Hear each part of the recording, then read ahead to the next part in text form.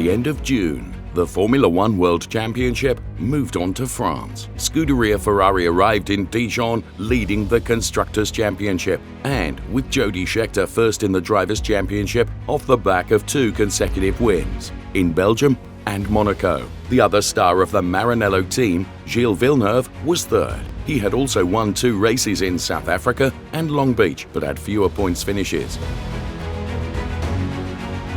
Renault dominated from the start of free practice. The French team, with the iconic yellow cars, was yet to score a point in the season, even though they had shown potential in the first 7 races. Jean-Pierre Jabouille and René Arnoux dominated the first qualifying session, and an engine problem for Arnoux on the Saturday did not stop the Boulogne-Billancourt team from locking out the front row, with Jabouille in pole position. The only driver to get close to them was Villeneuve, who was third, ahead of Nelson Piquet in the Brabham, followed by Scheckter. At the start, the Canadians' 312 T4 catapulted forward. Gilles got ahead of the Renaults and took the lead ahead of Jabouille. Arnoux, on the other hand, made a terrible start and dropped back to 9th. The Ferrari pulled away from the group, extending his lead by a second per lap, and by lap 20 had a clear advantage, while Arnoux overtook Scheckter for 4th. On lap 40, Villeneuve started to have trouble with the tyres and brakes, which he had obviously overworked in the first part of the race.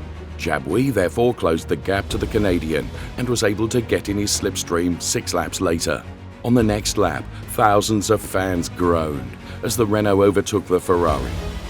Jabouille pulled away easily, partly because Villeneuve realised immediately that he could not match the speed of the number 15 car and feared a fight back by Arnoux. Gilles was right to worry, as the second Renault closed in on the Ferrari, getting himself into the slipstream on lap 71. Villeneuve's experience gave him the advantage amongst the back markers, but 3 laps from the end, Arnoux attacked on the main straight and got alongside him. The Ferrari held him off on the outside of the first corner, but then had to surrender position to the French car. The Canadian, however, was not one to give up lightly. And in any case, his rival's car lost time every so often due to having a less powerful engine. On lap 79, at the same place he had been overtaken only a lap earlier, Villeneuve got ahead again, braking really late as he smoked the tyres on his 312 T4. At the beginning of the last lap, Arnoux tried to overtake at the first braking point. Gilles held him off on the outside, and the 2 cars went through the first 3 corners of the track together, wheel to wheel. It was a tight, old-school duel, but full of respect between the 2. For a few meters, Arnoux was ahead, but at the hairpin, Villeneuve lunged forward and got ahead. Jean-Pierre Jabouille crossed the finish line and made history in Formula One, becoming the first Frenchman to win his home race in a French car. The fans on the track were ecstatic. However, those watching the race on television at home hardly remember who won. Everyone was just waiting to see who would win the duel between Villeneuve and Arnoux. The final obstacle for Gilles was lapping Jochen Mass in the Arrows, but the German moved aside and the Ferrari powered down the finish straight with a 1/4 of a second advantage over the Renault. There was a huge party in Dijon. Jabouille was celebrating his victory despite having a very sore right leg due to a problem with the brakes on his Renault towards the end, which had forced him to press harder each time to slow for the corners.